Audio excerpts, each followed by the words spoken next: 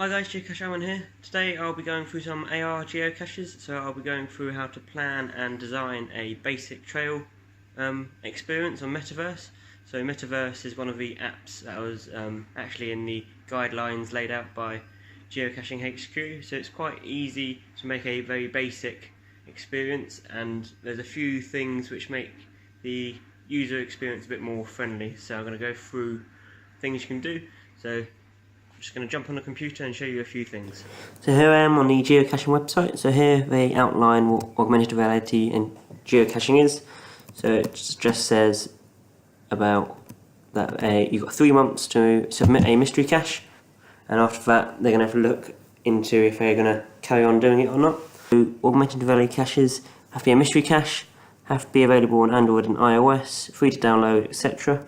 So at the moment the ones they're really going to do is HP Reveal and Metaverse. I haven't seen anyone use Tailblazer yet, and only a few people who use HP Reveal. I think Metaverse is the one that most people are using at the moment. So the thing to be wary of is this bit down here.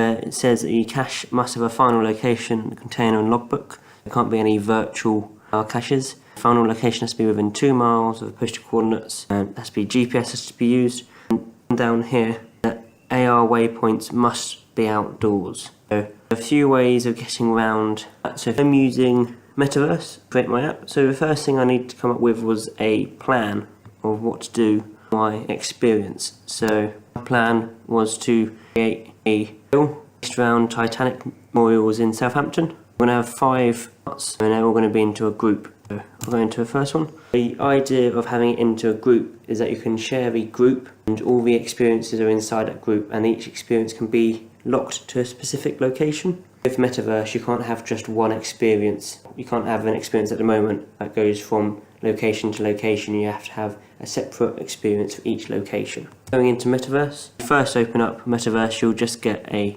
cog in the first scene. The more important point here is that this cog over here used to be where you'd change the location and make things locked to location, but now when you publish things, you go into advanced, here you can make it public or unlisted, part of a group, so that's where you need to put your experiences in a group to make them locked to a GPS location.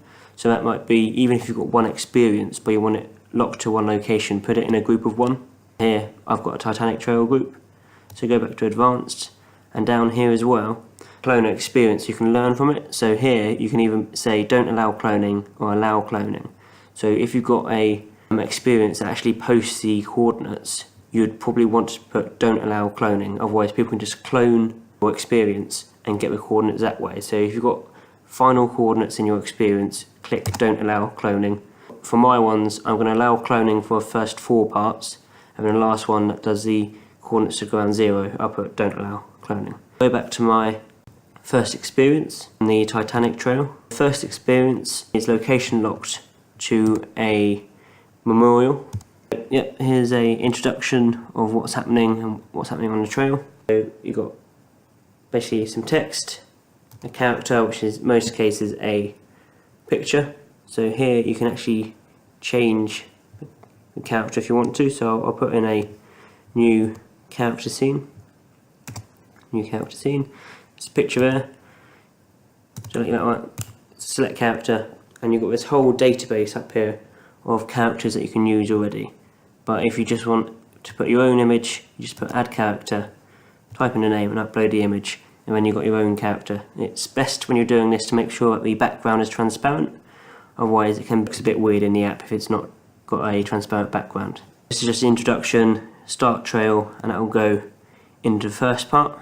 So here I've got a 3D object of a violin, but also down here you can see that I'm actually playing some music. The idea here is when you're standing at the Titanic Musicians Memorial, it's actually playing the last song, or supposedly the last song that the musicians played on deck. It's actually got a timer here, so I've got it that there's 15 seconds of music here, and it won't allow the person to progress until you've listened to 15 seconds of music. So down here I've got a timer, it delays for 15 seconds and then moves on to the next scene. The next scene is just a bit more info about the musicians, and again I've got the next 15 seconds of the song. Here I've given a choice of, you can either learn more about the musicians, so this experience is going to be open to non-geocachers as well. So yes, there will be geocachers doing it and they just want to find the final ground zero, but this might be tourists who want to know more about the memorial they're looking at. Here I've got two buttons. I've got a task, I'll just move on to the actual task that you need to do, or more info. And here I've got character scenes for each musician, and here I've actually put a back button. So a back button will just take you to a previous character scene, because at the moment Metaverse doesn't support back buttons. So if you want someone to observe something in a scene and they miss it, they can't go back, they're going to have to restart the entire experience again. So here I've got the three options of either go back to a previous scene, go to the next scene, or if you've learnt enough that you want from a moment, you can just go straight to the task. The task is you take a photo of a memorial. This block here goes into Google Vision, uses Google Vision to determine what's in the photo. In this block I've got it to read text in the photo, and it looks for the text. If the text is correct, it will move on to the block, and if not, I'll go back and ask you to scan again. Here I've got it that if the text is correct, it creates that this first section, this first experience is complete, and creates that value as 1. So this is handy for the next part, for the next experience, where I'm going to check if the part is true, you can move on to the experience, and if not, it will say, oh, you need to complete the first stage to carry on. Here it will set that, and it says congratulations, you completed the first stage, continue to the second stage. And then when you click that button, it will just end the experience. Here I haven't sent anyone any coordinates here, because these two memorials are actually within eyesight, so they can actually see it. So that's the first experience for the Titanic Trail, and it's just at the Musicians Memorial. So then go through the next 2 or 3 experiences, just go through different things I've done, make it a bit easier. So main points in here what I've used is a time delay here.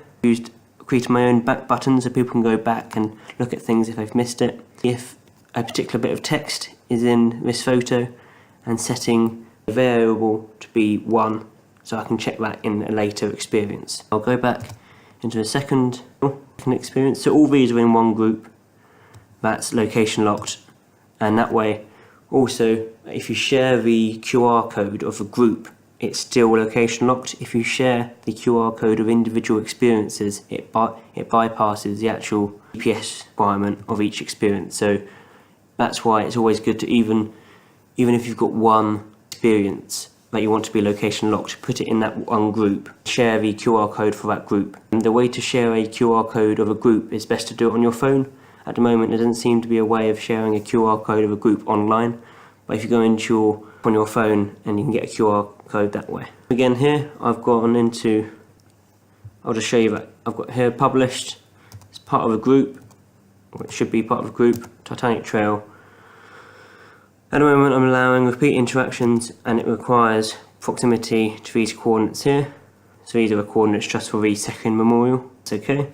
So here, this first block here, it says I'm going to check this variable here. Is it correct? If so, carry on to the first scene. So it checks this first before anything else. So it checks if that property is correct. If so, it goes to a first scene, and if not, it says you need to complete the second, or you need to complete the first part of a trail before continuing, and it will send you, and then it will suspend the experience. So here, same again, character scenes with different pictures, back, more info, and next. At the moment I've got it though, you can basically skip more information on people and go to the task more quickly. So here I go through the more info button, will take you through the life of Thomas Andrews, who was the chief designer of the Titanic. So here I've got it that you learn about the memorial, and it asks a question. So here I'm looking for a text response. So here it will type in the answer to my question, hopefully, and it looks at what they typed. Is it right? If so, move on to this block here. If not, they'll send you to this scene down here. It says, sorry, you got that wrong, and it will take you back to the type response. So here, if I get it right, it sets a user property to be this variable. I've set the variables to have different names and different values, just as a thing for me. You can probably make them, as long as it's a different variable each time, you can have the same value. Here, a bit different. I'm not sure if this works at the moment. It will either be a send deep link notification or send link notification, but this is what I'm using to send the coordinates to people. So once they've got all this correct, the user will get a notification saying, here's the next location, click on it, and it opens up a Google map, has the coordinates for the next stage.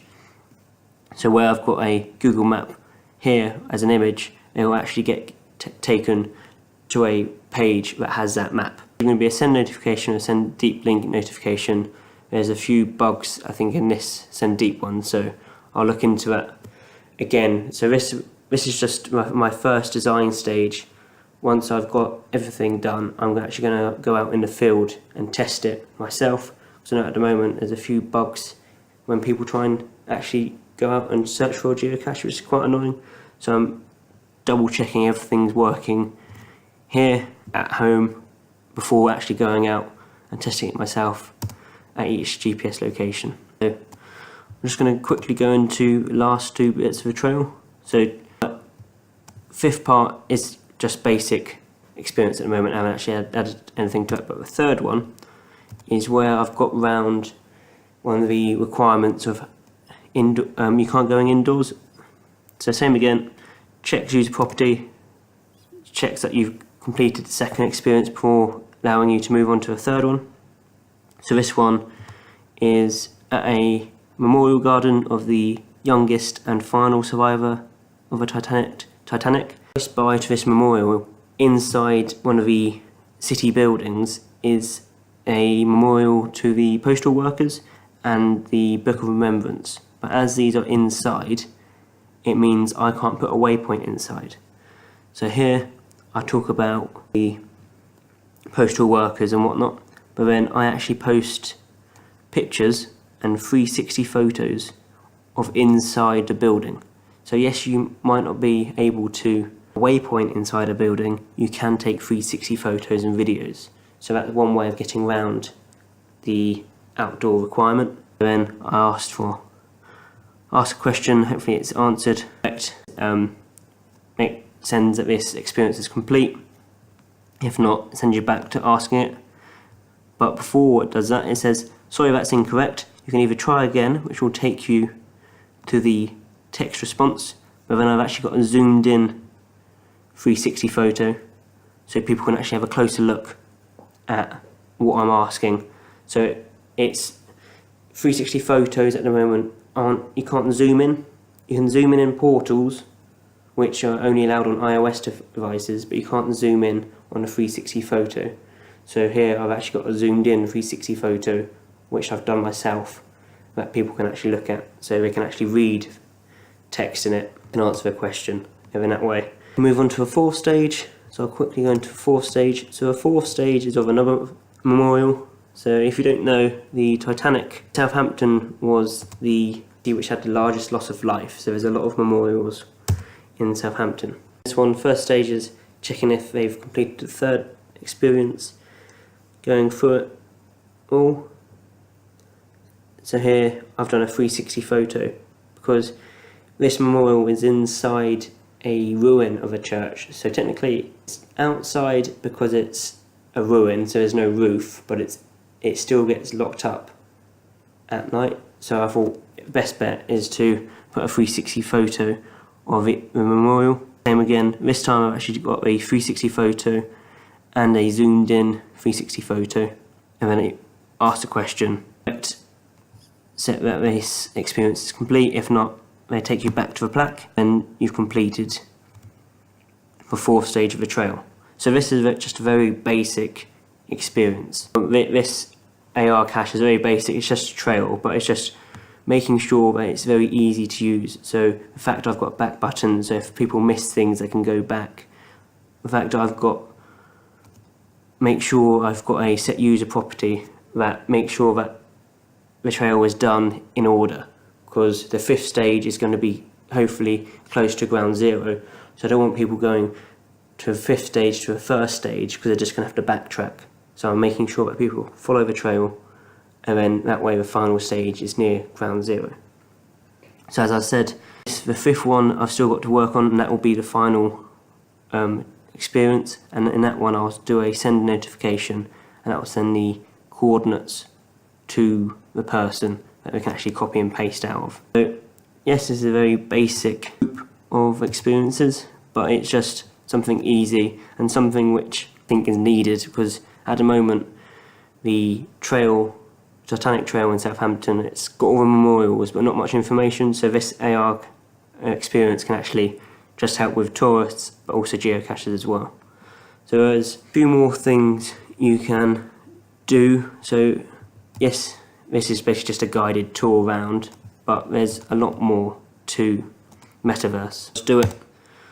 I'll just show you a few things. So you've got the character scene, ask a question, request an item. So you can actually give people items or request items. So if you give people tokens, they got a virtual token and they can redeem it later on. You can show people websites, a scene, so take a photo, upload it, or take a photo and let Google see what's inside it using AI. YouTube, all this stuff. Wall scenes. So a wall scene, basically a wall is where people can upload photos or text. So it's just like a web page that keeps track of what people are sending, so people can look back on it if they want to. So create polls, create walls that people can send stuff to, custom blocks. So this is where it gets into more general coding. So you've got arrays, lists, and whatnot. So you can actually do a bit more computational apps which are a bit more involved. Different things, have custom API, look at different things like that. Set environment properties, check environment properties. So it can get very involved. So you can make this into a game which has probabilities and random numbers and whatnot. So one of the ideas I had was to a park and have lots of virtual caches, and each time you open up a cache it gives you a random amount of trackables, and once you've got 20 trackables, say, it'll give you a final coordinates of a true cache. That will use different probabilities and different random number generators, so it is different for every person that plays it. Different probabilities. Strings, so this is where if you're checking variables, that is all lowercase or uppercase. Sorting lists, different stuff like that. Time controls. At the moment, most people have got basic experiences, mostly just trails. There are a few people who are doing custom blocks. It's using quite a lot of computational power and different things. It's not just scan this, scan that. It's using different maths involved and different probabilities. It'll be interesting to see how complicated AR caches can get if they're allowed to progress over a 3-month trial period. So I'm going to leave you there. So I've gone through quickly what I've done with my AR cache and done a brief overview of different things you can do. So at the moment I know that some people are testing out the Google Vision capabilities. So they take a photo and then it actually sends that photo, what Google thinks is in that photo, onto a public wall, so anyone can test out the AI and AR capabilities that Metaverse has. So that's quite interesting, and interesting to see how people use that in other geocaches. If you've got any cool if you've seen any cool AR caches, let me know. If you're making one yourself, let me know what ideas you're using, and hopefully AR caches are here to stay. But I know a few people are saying, well, what's the difference between this and a Whereigos as well? This, or Metaverse especially, is quite user friendly. So yes, it's quite basic in some things you can do, but Whereigos, I know that they're not being really supported by Geocaching HQ recently, and AR caches is just something that could replace Whereigos, I think. Geocaching is that a lot more people have made AR caches in the last week than Whereigos. So I'll leave you here and see you next time. See ya!